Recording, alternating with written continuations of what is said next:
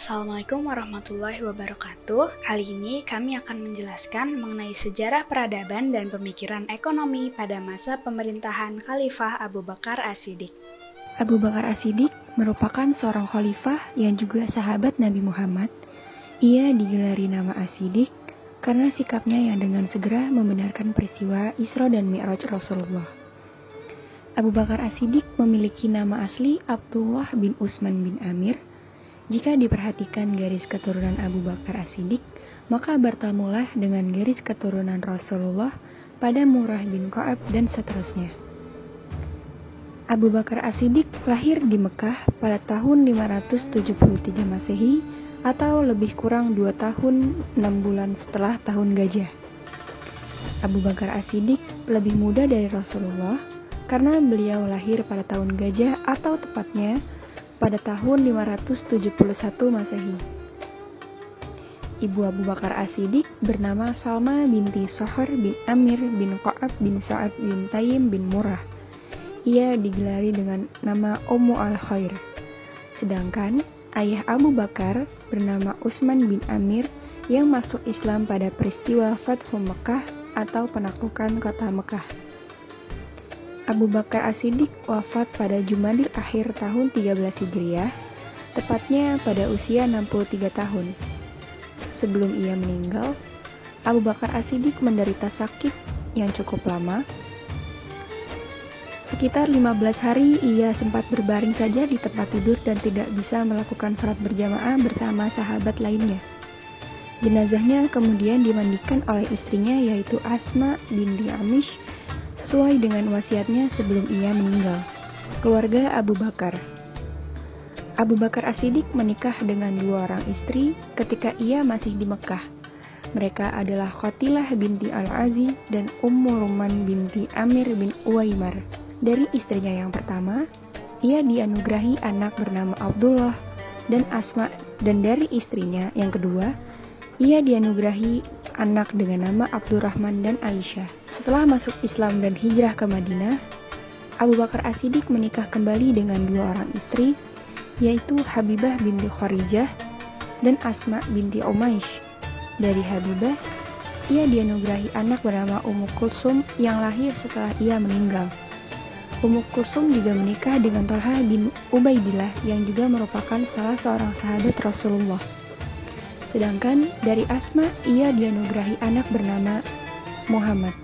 Abu Bakar As-Siddiq merupakan salah seorang sahabat Rasulullah yang sebenarnya sudah dekat dengan Rasulullah sejak lama, bahkan sebelum Abu Bakar memeluk agama Islam. Setelah memeluk agama Islam, maka kedekatan Abu Bakar dan Rasulullah pun bertambah. Abu Bakar As-Siddiq tak segan untuk selalu berada di samping Rasulullah dan mendukung setiap jalan kebaikan yang dilakukan oleh Rasulullah. Sampai suatu hari, Rasulullah sedang mengalami sakit dan menunjuk Abu Bakar untuk menggantikannya menjadi imam sholat berjamaah saat itu. Tak lama setelah itu, Rasulullah pun wafat pada tahun 632 Masehi. Sebelum wafat, Nabi Muhammad SAW tidak memberikan pesan mengenai siapa yang akan menggantikannya, sehingga perdebatan pun terjadi soal siapa pengganti beliau. Usulan yang muncul sebelum jenazah Rasulullah dimakamkan itu menimbulkan perselisihan di antara umat Islam. Perselisihan berlanjut ketika kaum Ansor dan dalam sebuah pertemuan di Saqifah Bani Sa'idah menuntut diadakannya pemilihan seorang khalifah. Sementara kaum Muhajirin memilih untuk sejenak berdiam, mengingat Islam baru saja kehilangan Rasulullah SAW. Perselisihan yang terjadi di Saqifah Bani Sa'idah membuat suasana di antara umat Islam semakin memanas. Dalam pertemuan itu, sebelum kaum Muhajirin tiba, golongan Khazraj sepakat untuk mencalonkan Sa'ad bin Ubaidah sebagai pengganti Rasul. Namun, ada sebagian orang yang tidak setuju dengan usulan tersebut. Situasi kembali reda setelah Bashir bin Sa'ad Abi An-Nu'man bin Bashir melakukan pidato untuk mengendalikan keadaan. Setelah tenang, Abu Bakar As-Siddiq meminta orang-orang yang hadir untuk memilih antara Umar dan Abu Ubaidah sebagai pengganti Rasulullah. Umar dan Abu Ubaidah merasa keberatan dengan ucapan Abu Bakar yang menunjuk mereka. Keduanya menilai justru Abu Bakarlah yang lebih pantas untuk menggantikan Rasulullah, mengingat ia pernah diberikan mandat sebagai pengganti Rasul dalam iman salat. Mandat yang diberikan kepada Abu Bakar itu oleh sebagian besar kaum muslimin diartikan sebagai perintah yang diberikan oleh Rasulullah agar Abu Bakar dapat memimpin umat Islam setelah Rasul wafat. Dengan demikian, maka berdirilah kekhalifahan pertama di dunia Islam pada tahun 632 Masehi dan Abu Bakar As-Siddiqlah khalifah pertamanya. Bagian selanjutnya adalah kondisi sosial politik dan ekonomi pada masa kekhalifahan Abu Bakar As-Siddiq. Abu Bakar menjalankan kekhalifahannya sebagai pemimpin umat Islam maupun pemimpin pemerintahan secara perlahan-lahan. Sistem pemerintahan bersifat sentral, di mana khalifah berkuasa atas legislatif, eksekutif, dan yudikatif. Namun, ketika ada masalah, Abu Bakar juga masih menerapkan musyawarah bersama para sahabat. Dalam bidang sosial ekonomi, Khalifah Abu Bakar telah mewujudkan keadilan dan kesejahteraan sosial bagi rakyatnya. Kemaslahatan ini diperoleh dengan mengelola zakat, infak dan sedekah yang berasal dari kaum muslimin, ghanimah harta rampasan perang, dan jizyah dari warga negara non-muslim sebagai sumber pendapatan Baitul Mal. Penghasilan yang diperoleh dari sumber-sumber pendapatan negara ini dibagikan untuk kesejahteraan para tentara, gaji para pegawai negara, dan kepada rakyat yang berhak menerimanya sesuai dengan ketentuan Al-Quran. Lalu, bagaimana pemikiran dan kebijakan ekonomi pada masa Khalifahan Abu Bakar As-Siddiq? Pertama, zakat. Zakat adalah suatu kewajiban yang dilaksanakan di bawah pengawasan Khalifah Abu Bakar sebagai bentuk pendistribusian harta kekayaan. Perhitungan zakat sangat memperhatikan keakuratannya sehingga tidak terjadi kelebihan atau kekurangan pembayarannya. Hasil pengumpulan zakat dijadikan pendapatan dan disimpan di Baitul Mal atau kas negara untuk langsung didistribusikan kepada kaum muslimin hingga tidak ada yang tersisa. Urusan keuangan dipegang oleh Abu Ubaidah Amir bin Jarrah yang mendapat julukan dari Rasulullah SAW, orang kepercayaan umat. Dan dalam mendistribusikan zakat, Abu Bakar menerapkan prinsip kesamarataan atau tasawi, yakni memberikan jumlah yang sama kepada semua sahabat Rasul dan tidak membeda-bedakan. Menjelang wafatnya, Abu Bakar mengembalikan seluruh kekayaan kepada negara karena lebih mementingkan kondisi rakyatnya daripada individu dan keluarganya. Fasilitas pun juga dialihkan kepada pemimpin berikutnya. Beliau juga menjual tanahnya dan seluruhnya diberikan untuk pendanaan negara. Yang kedua, khumus. Khumus adalah 1/5 dari harta rampasan perang yang diperoleh oleh kaum muslimin dari musuh mereka. Pada masa pemerintahan Abu Bakar As-Siddiq, kondisi negara sedang berada dalam ancaman yang membahayakan. Meskipun perang demi perang dilakukan, namun jihad yang dilakukan mendatangkan implikasi bagi pertumbuhan pendapatan negara. Contohnya, zakat yang bertambah seiring pertambahan muslim akibat penguasaan wilayah dan ghanimah atau harta rampasan perang yang tidak sedikit. Yang ketiga, jizyah. Jizyah adalah pajak yang dibayarkan oleh orang non-muslim khususnya ahli kitab sebagai jaminan perlindungan jiwa, properti, ibadah, bebas dari nilai-nilai, dan tidak wajib militer. Pada masa Rasulullah, penarikan jizyah sudah mulai dilakukan, bahkan jizyah juga dikenal pada masa pra-Islam baik di Romawi, Persia, dan Bizantium. Ibnu Al-Qayyim mengatakan bahwa jizyah adalah pajak kepala yang diberikan oleh orang non-muslim dengan penuh ketundukan dan kehinaan.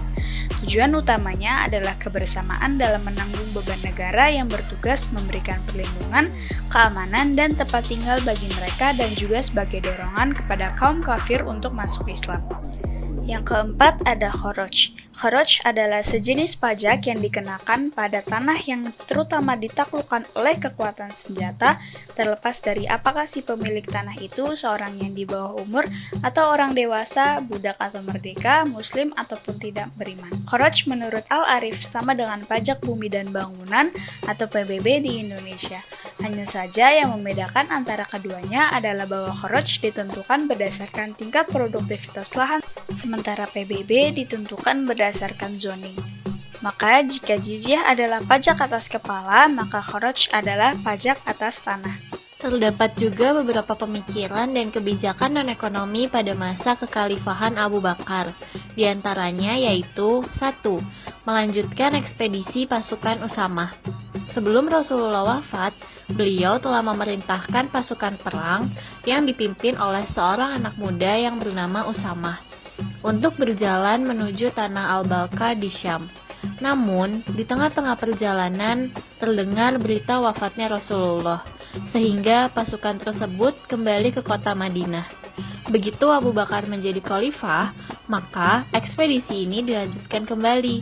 Dan ternyata pasukan Usamah membawa kemenangan, juga sekaligus membuat perkampungan Arab yang dilewati gentar sehingga tidak berani memberontak. 2. Menumpas kaum murtad dan orang-orang yang menolak membayar zakat. Ketika Rasulullah wafat, maka banyak orang Arab yang kembali murtad.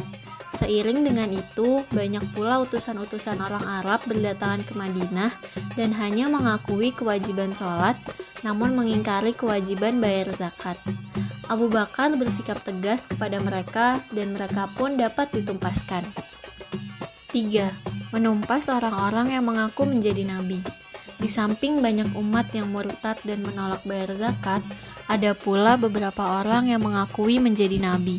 Di antaranya, yang paling berpengaruh adalah Musailamah Al-Kadzab. Ia memiliki pengikut mencapai 40.000 personil dari kalangan Bani Hanifah. Abu Bakar mengirim pasukan yang dipimpin Khalid bin Walid untuk menumpas mereka.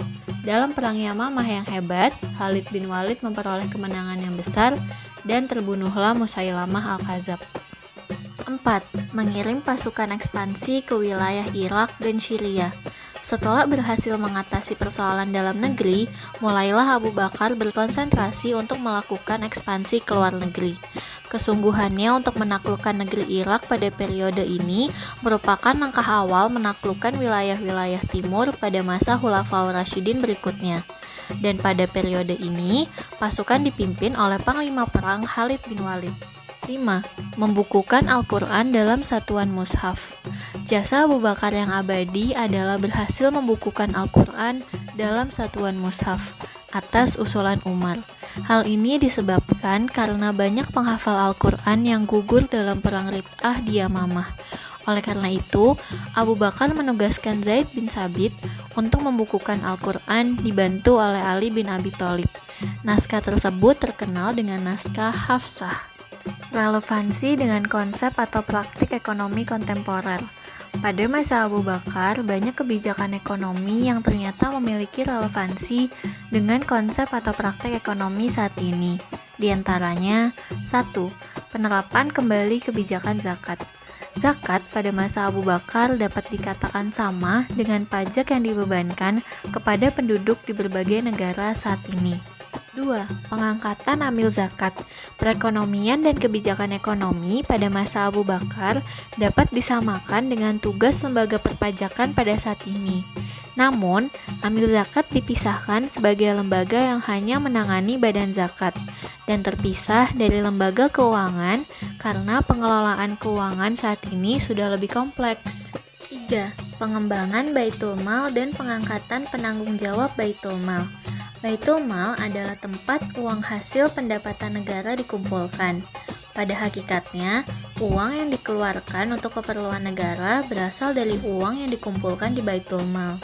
Fungsi Baitul Mal dan penanggung jawabnya di zaman Abu Bakar sama dengan fungsi dan tugas lembaga perbendaharaan negara saat ini. Saat ini, perbendaharaan negara disebut Direktorat Jenderal Perbendaharaan di bawah Kementerian Keuangan. 4. Balance budget policy pada Baitul Mal, yaitu pendapatan negara sama dengan pengeluaran negara. Berarti, pajak yang dipungut pemerintah kepada rakyat adalah pengeluaran pemerintah. Terima kasih, semoga bermanfaat. Wassalamualaikum warahmatullahi wabarakatuh.